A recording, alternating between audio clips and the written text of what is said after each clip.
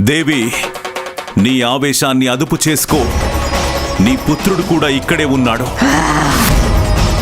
ఇదంతా తను చూడాలని కోరుకుంటున్నావా? చెడు కోసం మంచి ఇంత ఘర్షణ పడాల్సి వస్తుందని భయపెట్టాలనుకుంటున్నావా?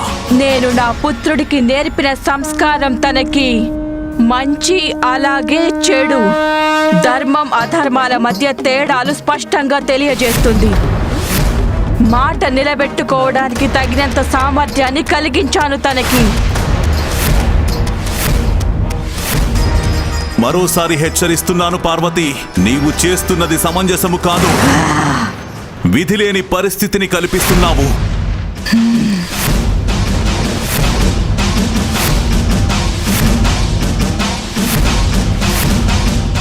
శ్రీ గణనాథుని దివ్య చరితాన్ని తెలిపే గొప్ప దృశ్య కావ్యం జై గణేశ.